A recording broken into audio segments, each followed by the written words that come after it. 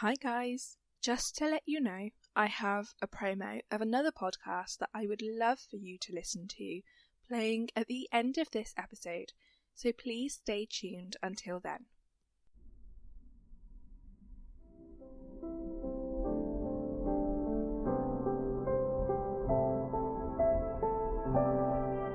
Hi M&Ms, welcome back to another episode of Murder and More. As always, I am your host, Kira.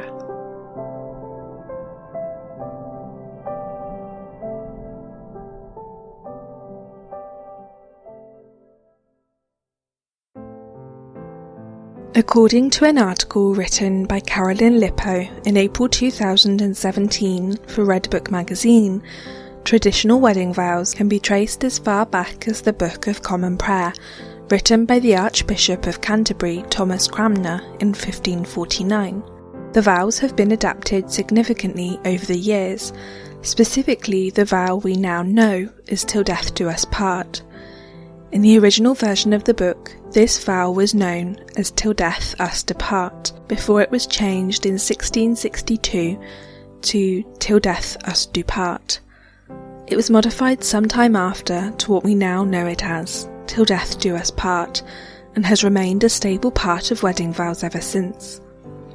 "Till death do us part" is an ominous vow to make, with hundreds of thousands of divorces taking place each year. In Catholicism, "till death do us part" is taken literally, meaning that only God himself can interfere with a marriage, and that the only manner in which a couple's marriage will end is if one of them dies.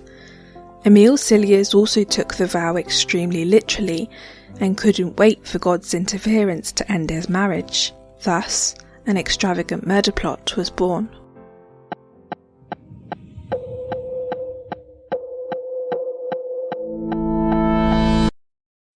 Easter Sunday 2015 was a dull and overcast day. Grey clouds lingered low in the slightly humid air, and the temperature sat at a comfortable 11 degrees Celsius. The bank holiday weekend provided the perfect opportunity for skydiving enthusiasts to pursue their passions. One such person was 38-year-old mother of two Emile Cilliers, an ex-army captain and experienced skydiver.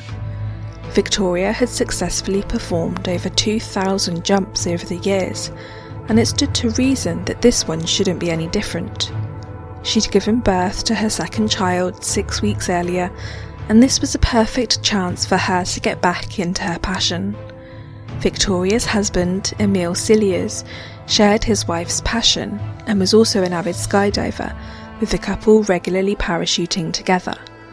It was impossible for Victoria to know, however, that she was about to experience every skydiver's worst nightmare. It was 4:15 p.m. when Emile Cilliers was finally ready to perform her solo jump, just as she had done thousands of times before. 9 other people had successfully jumped out of the plane before her, with Victoria being the last person to jump. However, this jump wasn't as successful as the previous jumpers had been, and seconds after leaping from the plane, 4,000 feet in the air, Victoria realised she was in a crisis. The main lines of her parachute had become entangled, causing her to fall fast through the clouds. In anyone else this would have instilled instant fear. However, her experience enabled Victoria to remain calm, as she knew she had a reserve canopy for these events. Panic finally set in, however, when her reserve parachute also failed to fully deploy, and Victoria's calm descent onto the Salisbury Plains turned into a rapid, spiralling descent that could only end in disaster. Being a qualified parachute instructor, Victoria had the wherewithal to slow down her descent from 100 miles an hour to 30 miles an hour, but even this speed would still cause her serious injury. When Victoria finally landed on the soft ground of a freshly ploughed field, she suffered spinal injuries as well as breaking some ribs, her collarbone and a leg. Victoria spent 3 weeks in Southampton Hospital, where she underwent emergency surgery, but incredibly survived her terrifying ordeal.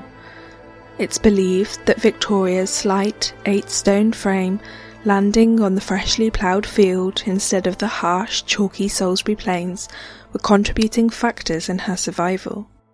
Detective Inspector Paul Franklin of the Wiltshire Police was alerted to the suspicious crash the following day. The police initially treated the crash as an accident, but a chief instructor who was present at the time the young mother of two crashed to the ground knew in his gut that this wasn't an accident and that something sinister had caused Victoria's rapid descent to earth. So Mark Byarder still is the chief instructor at Netheravon Airfield.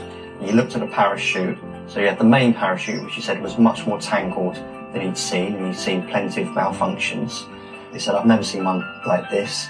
He goes, and there are these slinks missing on the reserve. He said, I just can't give you an answer for why that should be.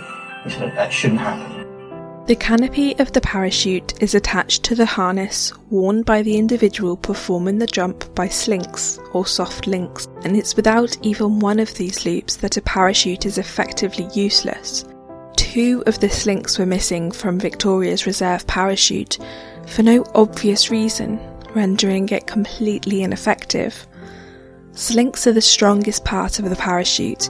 If anything, the lines or the canopy itself would have broken first, so it was inconceivable that the slinks would have broken or fallen off the parachute on their own. Due to this, the missing slinks quickly became the focus of the investigation. Police issued a press release in an effort to locate the missing slinks, wondering if perhaps they may be found in a field nearby. If the slinks had simply broken, this could officially be declared an accident as a result of a kit malfunction. But ultimately, the missing slinks were never located, forcing police to begin considering the possibility that they were removed on purpose, indicating foul play. The British Parachutes Association conducted their own investigation into the accident and failed to identify any reason why the parachute would have malfunctioned, and were unable to rule out the possibility that the parachute had been interfered with. This conclusion gave rise to even more speculation within the police force that this potentially was an attempted murder rather than a simple accident. The result of this investigation forced them to perform a much more serious investigation into the suspicious crash, with a desperate need to identify who, if anyone, had the motive to murder Victoria Cilliers. Straight off the bat, the police had multiple suspects that they were investigating, but 5 days after the incident, on the 10th of April 2015, a tip from one of Victoria's friends would turn the investigation upside down and potentially unlock the motive behind this crime. South African-born Emile Cilliers was an instructor for the Royal Army Physical Training Corps when he was treated by physiotherapist Victoria for a skiing accident. In 2015, the couple had been married for 4 years and were living in Amesbury with their 2 young children, the youngest being just 6 weeks old at the time of the crash. On the outside, Victoria's marriage to Emile Cilliers was idyllic. They had 2 beautiful children and a seemingly perfect marriage. However, under this veneer of perfection, the friend revealed that the couple had a tumultuous relationship, and very quickly Emile Cilliers became the focus of the police's investigation. Regarding taking the friend's statement, D.I. Franklin said, quote, "There are domestic abuse issues within the relationship that weren't obvious from the outside. We're not talking about black eyes and bruises, we're talking about unseen stuff," end quote. DC Maddie Henner went on to describe Victoria and Emile's relationship. Quote, "You treat somebody like a princess, and then you do something really unacceptable and underhand. But when you get found out, you treat them like a princess again. The woman keeps thinking, he's treated me really well, I'll let him off with that one. And then it happens again. It becomes that she is so squashed by it that she just accepts that that's what life is," end quote. With the revelation that Victoria and Emile's relationship was a volatile one, police believed he was a credible suspect. A femicide census conducted by Caralynn Smith revealed that 61% of women who were murdered in 2018 were murdered at the hands of their current or former partner or husband, meaning that police were entirely justified in considering arresting Emile Cilliers for the attempted murder of his wife. Officers believed that Emile's arrest would elicit some form of response and display of emotion from him, such as anger, but they were shocked when they informed Emile that he was being arrested at his army barracks on the 28th of April for the suspicion of attempting to murder the mother of his 2 children, and no such emotions were exhibited. Instead, the South African-born army sergeant remained calm and composed and failed to protest his innocence as the metal cuffs clinked shut around his wrists and officers began searching his office. This complete lack of any form of emotion regarding being arrested or even being a suspect in the attempted murder of his wife struck police as extremely odd behaviour and made Emile look all the more suspicious. Emile maintained his composure during the interviews too. He declined to consult with a solicitor and happily permitted police to question him for 6 hours without protest. Emile's personality rapidly shone through, and they began seeing their suspect in a whole new light. Quote, "He displays all the traits of a psychopath, sociopath, narcissist, extreme selfishness. He only cares about himself," end quote, said DI Paul Franklin. Very quickly, Emile became extremely open and honest with the police during the interview and readily implied that he no longer cherished his wife. He starts saying, I don't want to be with Vicky, I want to leave Vicky. I'm fed up with her. I've got a girlfriend, and he named a girlfriend that he was seeing, who was an Austrian national, and he booked holidays with her.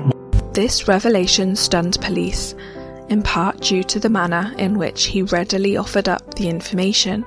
The police examined Emile's phone, and the analysis corroborated his claims of infidelity. Emile was indeed having an affair with an Austrian national whom he'd met on Tinder when he was on a skiing trip 4 months prior to the attempted murder of his wife. In the months following the commencement of Emile's affair with Stephanie Goller, and the months prior to Victoria's crash, the couple had been in contact almost daily, right under Victoria's nose. And you're thinking, this is quite extraordinary, what? Your wife is literally just been released from hospital. She's in a body brace, you've got a very young baby, in a matter of weeks old, and you're telling police officers about your multiple affairs and your casual sex and your girlfriend in America. And that was quite striking. Whilst Emile was happy to provide police information regarding his affair, details surrounding the circumstances of the crash and the hours leading up to the crash were slightly more difficult to extract from him. Yeah, so some of the things he told us about when we asked him to give an account was that he was holding the parachute to Victoria. He had booked it out for her. And he also mentioned he'd taken his daughter to the toilet whilst holding it. Again, these were said very minimally and brushed over quickly. He skips over them. He's very quick and he's off on a tangent. But again, at that point, it didn't mean anything to us overtly. It just unusual that Vicky hadn't got it herself, that she was jumping. Whilst police were questioning Emile, other officers were also interviewing Victoria, who was very compliant and provided a factual account of her accident. It quickly became apparent to police that Victoria had no suspicions of her husband's infidelity and therefore didn't share the police's scepticism regarding her husband's innocence. Victoria failed to offer up an explanation as to why both her parachutes failed, and it was quite clear she believed it was a simple kit malfunction. Meanwhile, police had to make the agonising decision as to whether they let Emile, who was currently under suspicion of attempting to murder his wife, go home to her and their 2 children. Ultimately, the decision was made to release Emile on bail, with the conditions that he had no contact with Victoria and went anywhere other than his home address. The police informed Victoria that they'd arrested her husband and that he'd been released on bail providing he didn't attend their family home. Victoria was outraged by this decision and demanded to have her husband home to provide physical assistance with caring for their 2 young children.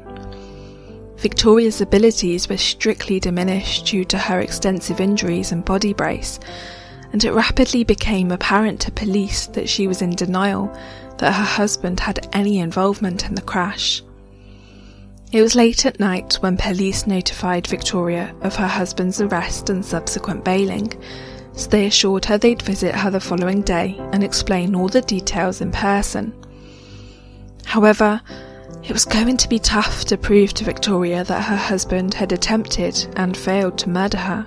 Despite a confession that Emile was unhappy in his marriage and was conducting an extramarital affair, police had no physical evidence against him to conclusively prove he was responsible for the crash. DI Paul Franklin had 3 factors which contributed to his belief that Emile was the reason behind both parachutes failing, and he shared these with Victoria the following day. First of all, Emile had told police he was discontented in his marriage and was planning on leaving her.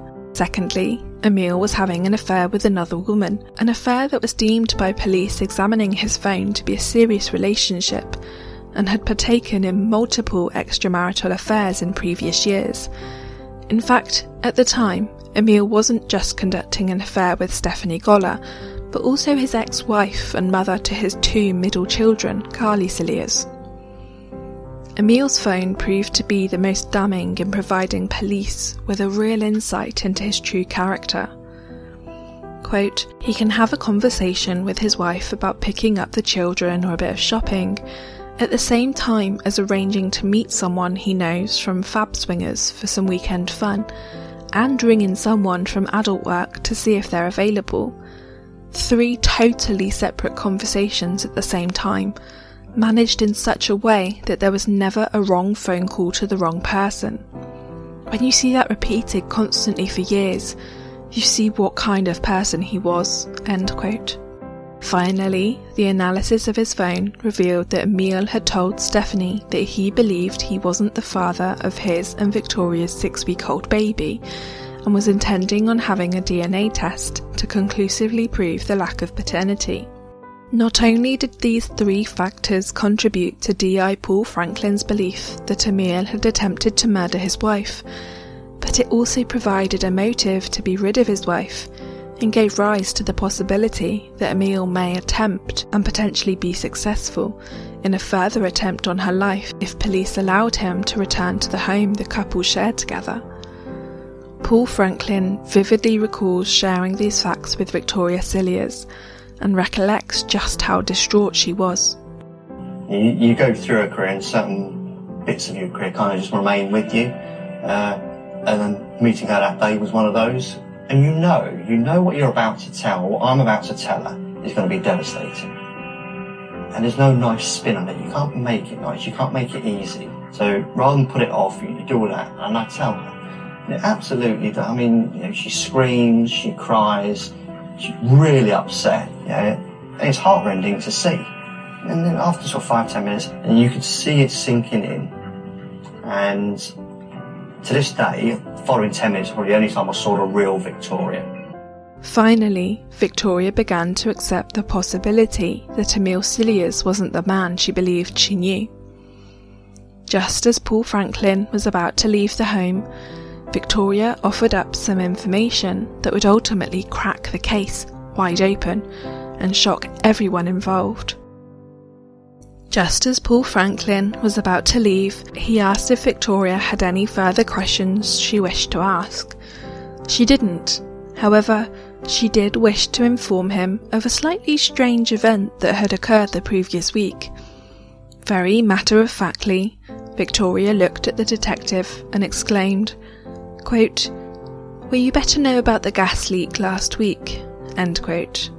So now I'm thinking, I'm sitting in a house that's less than 2 years old, and a week before she falls out of a plane with a parachute they may be tampered with, she's now got a gas leak. And I'm thinking, it ain't right. My gut reaction now is, this is not right. These are most likely to be connected. Now police had not one, but 2 potential attempts on Victoria Cilliers' life, and they believed now more than ever that they were at the hands of her husband. D.I. Franklin knew he had to investigate further to determine whether this was in fact a further attempt on Victoria's life, or whether it was simply an accident. He asked Victoria to come down to the station to be interviewed regarding the events of the week. Victoria recalled in her interview that a few months before the gas leak at their home, Emile had begun acting out of character and had made the decision to begin staying at the army base in Aldershot, Hampshire, where he was working, as he was tired of driving the 100-mile round trip every day. The evening prior was just like any other ordinary evening.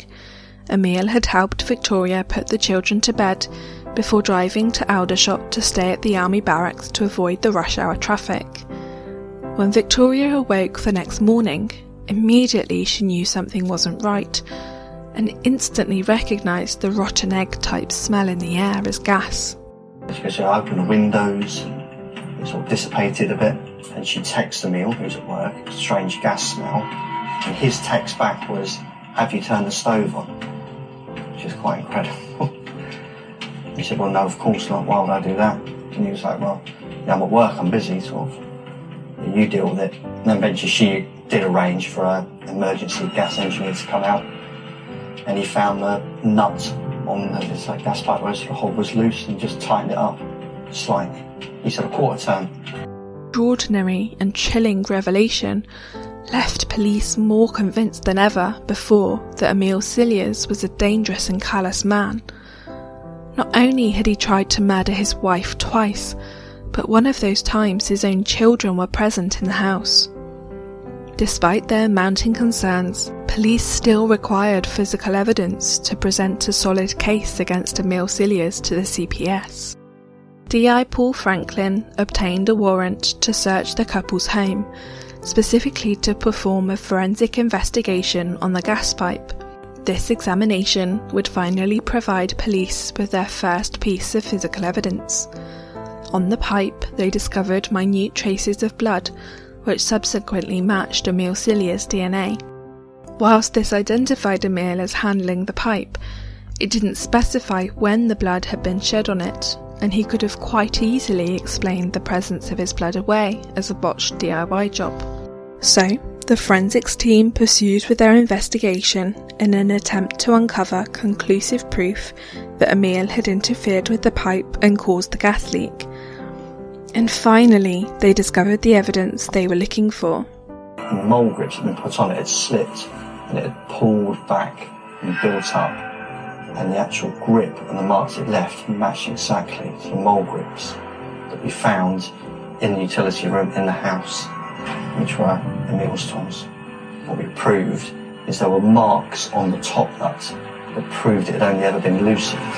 This was the breakthrough police needed to prove that not only had Emile been in the cupboard where the gas pipe was located, but that his tools were responsible for loosening the nut that eventually caused the gas to leak out slowly.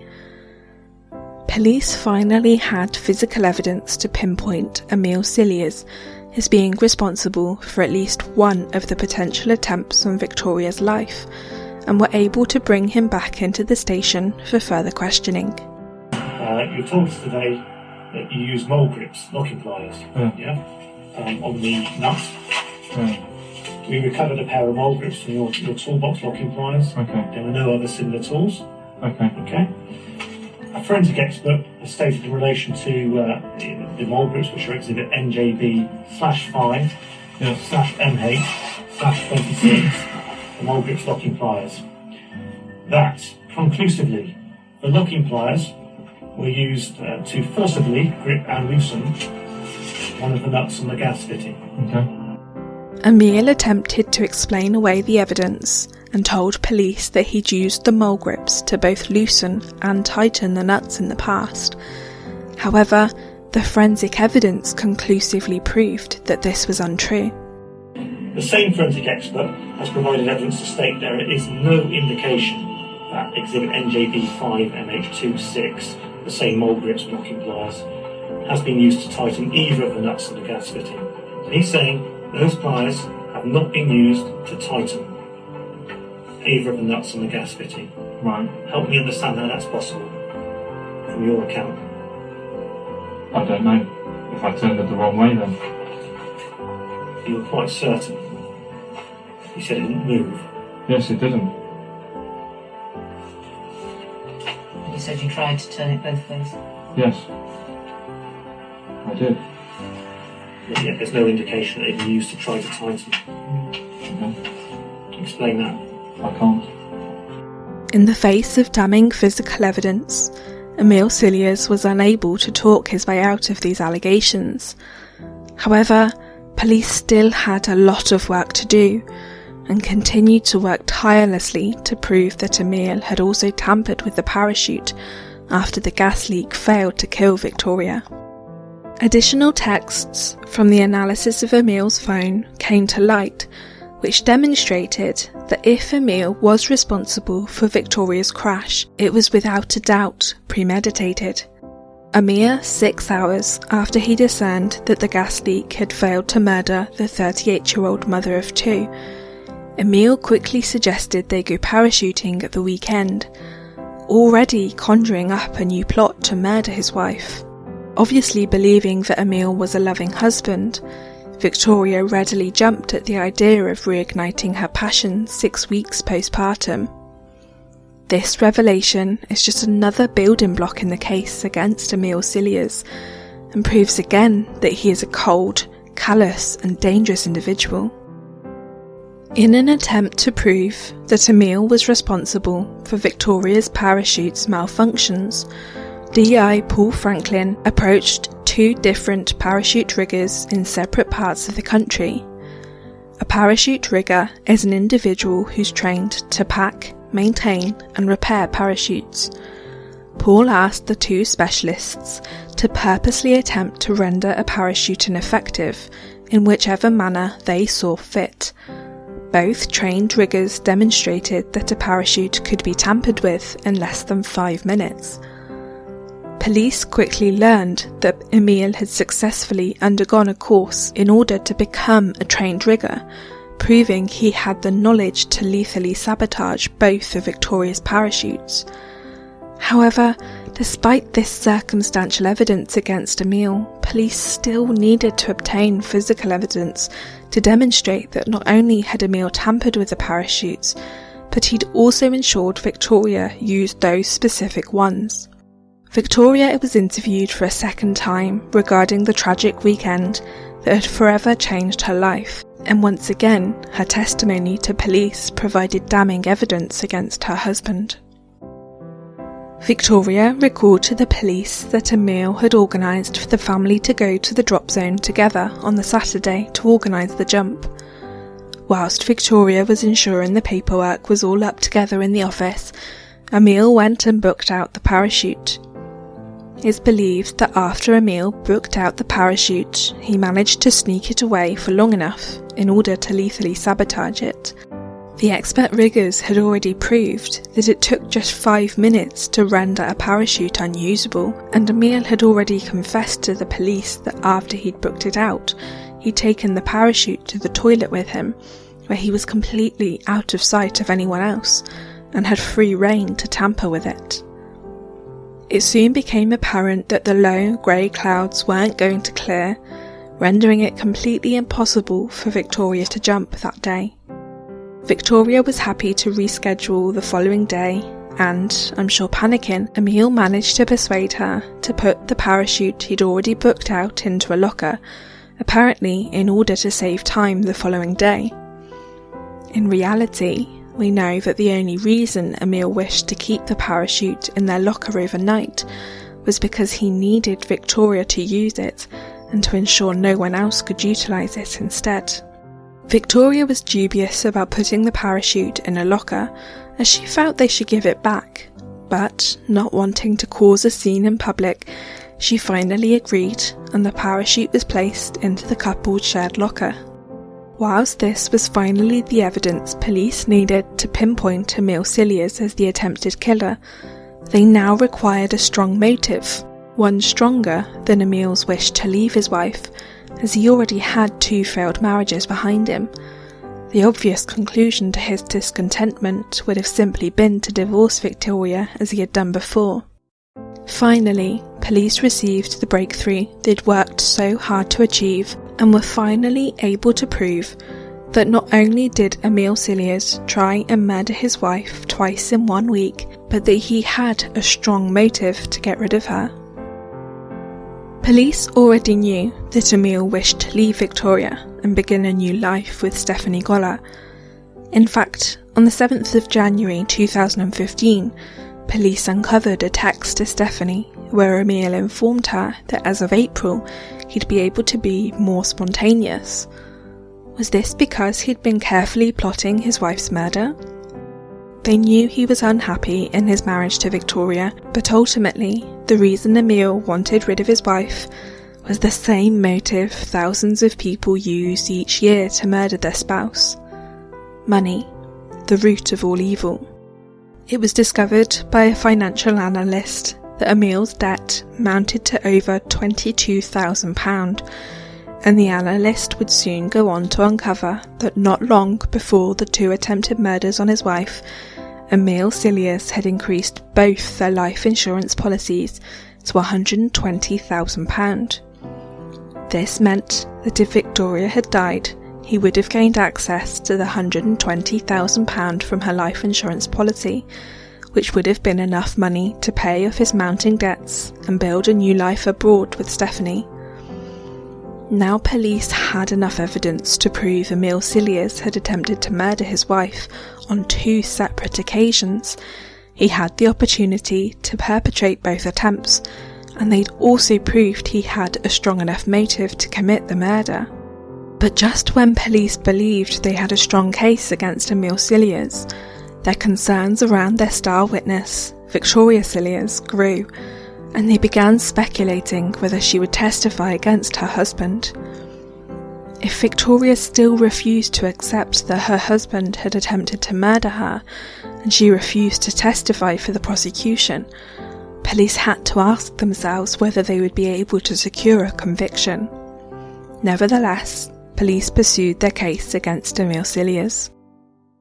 2.5 years after Victoria's near-fatal crash, in September 2017, Emile Cilliers was charged with 2 counts of attempted murder, and the trial commenced on the 11th of October that year at Winchester Crown Court. Emile maintained his innocence, however police remained fairly confident that they'd be able to prove the solidity of their case against him. Their confidence, however, would falter when Victoria took to the witness box. I wasn't expecting her to go along and accuse him, but I did expect her to go along and just say what she'd said in the interviews. And then she got into the box and she gave her evidence. And then she just went off and said, the police lied to me and I wanted to change my story and the police wouldn't allow me to do that. And you just sit there and just like, and it's really difficult. It's really difficult to hear. It's just sitting there going, this is not true. We never did that to you. We never lied to you. She's not saying Emile's innocent, but she's spiking the investigation effectively. And that's hard to hear. It appeared that Victoria was under Emile's spell and essentially brainwashed by her husband into believing his innocence. This just increased the prosecution's requirement to present an extremely solid case against him, a task which they weren't afraid to conduct. At the same time, however, D.I. Paul Franklin knew that the jury would take Victoria's testimony into consideration and had to question as to whether the jury would be able to find Emile Cilliers guilty of attempted murder beyond a reasonable doubt based on her testimony. And Paul's fears were confirmed when the jury failed to come to a decision on Emile's guilt or innocence. This was a devastating blow for police. They'd worked tirelessly for 2.5 years for a conviction against him, and due to Victoria's testimony against the prosecution, it was a hung jury. As the jury hadn't acquitted Emile, however, the prosecution were permitted another trial, and the police had to work with the prosecution to ensure their case against Emile was bulletproof. In the first trial, D.I. Franklin had decided not to submit all the evidence they'd found against Emile, searching for and talking to sex workers, regularly visiting porn sites and attending swingers clubs, in an attempt to diminish Victoria's public humiliation. However, with the first trial going so horribly wrong, D.I. Franklin felt he had no choice but to submit these into evidence to prove that Emile was constantly searching for sex workers. The second trial began on the 11th of April 2018, 3 years after Victoria's near-fatal crash. Knowing Victoria would likely testify against the prosecution and accuse the police of lying to her for a second time, D.I. Franklin built a detailed timeline demonstrating all the times the police had made contact with her. At the end of the retrial, everyone was on tenterhooks, anxious for Emile Cilliers to be found guilty. Their prayers were answered, and finally, D.I. Franklin and his team's 3 years of hard work had paid off, and the jury were able to convict Emile Cilliers for 2 counts of attempted murder against his wife. Naturally, the police were ecstatic with this outcome. However, others present in the courtroom appeared to be anything but. And then the foreman stands up and you're just almost holding your breath. And when he says guilty, it's just like, just release. You think, yes. I look across Emile and he's just completely blank, no expression whatsoever. I look at Victoria, completely blank, no expression whatsoever. On the 15th of June 2018, Mr. Justice Sweeney told Emile Cilliers that his crimes were, quote, wicked offending of extreme gravity, end quote, and went on to say, quote, your offending was extremely serious with your 2 attempts to murder your wife. They were planned and carried out in cold blood for your own selfish purposes. That your wife recovered at all was miraculous. She undoubtedly suffered severe physical harm, and she must have suffered psychological harm in the terror of the fall and since. She appears to have recovered from the physical harm, but not, having seen her in the witness box at length, from the psychological harm, end quote. He went on to sentence Emile to 18 years incarceration at Her Majesty's pleasure for both times he attempted to murder his wife and for endangering his children in the gas leak.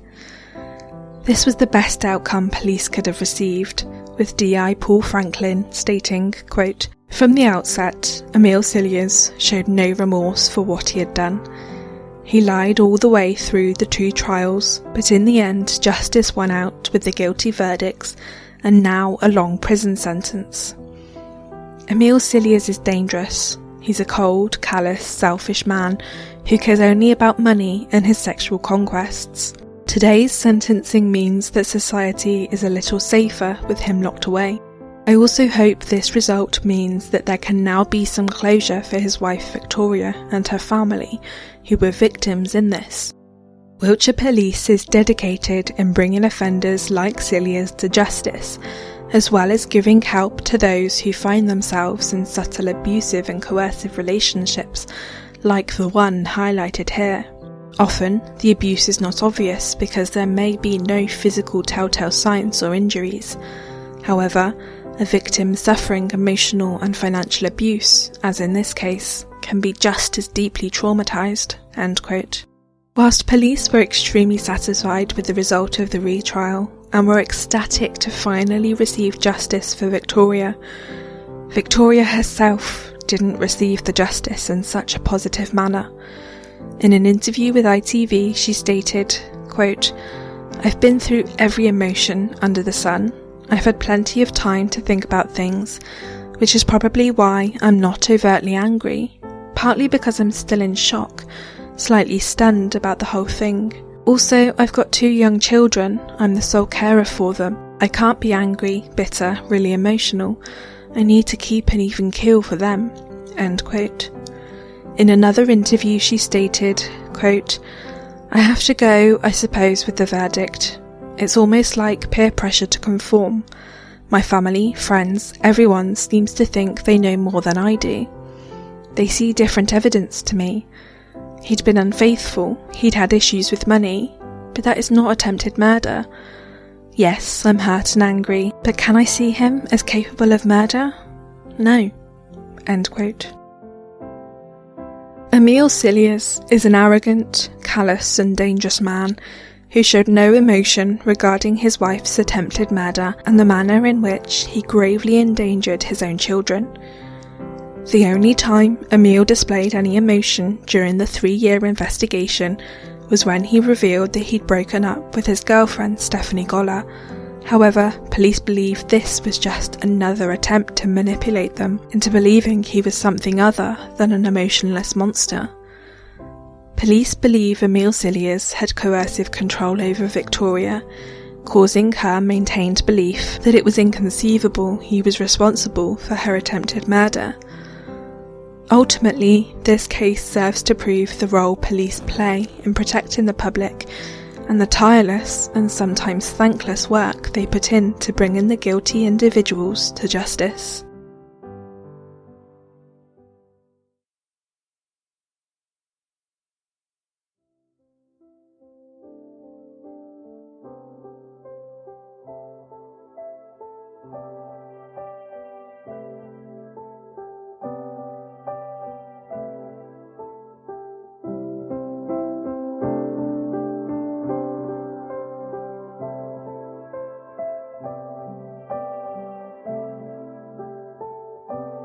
Thank you for listening.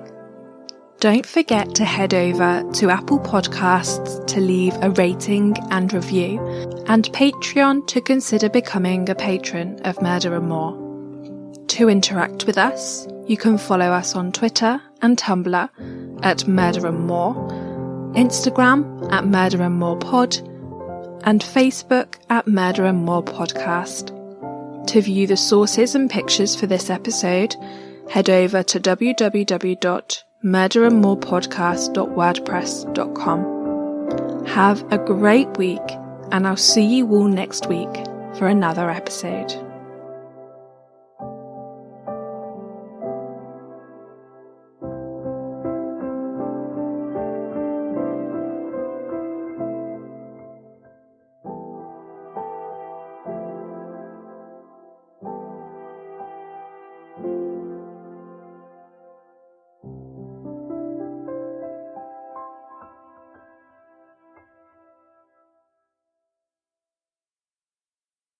Hello, fellow podcast enthusiasts. My name is Rachel. And I'm Neil, and together we are a husband and wife duo and the hosts of Mad or Bad, a true crime podcast. Mad or Bad is a true crime podcast with a psychological twist, which takes a look at true crime cases from the UK and around the world. We cover murders, serial killers, disappearances, abuse scandals, and much more. We have a special interest in murders local to where we live in England. However, we also love covering other lesser known cases from around the world. We also love discussing psychological phenomena and how it relates to true crime. So join us every Monday for a new true crime story where we discuss crime, murder, psychology and much more. Find us on Apple Podcasts, Spotify or wherever else you get your podcasts.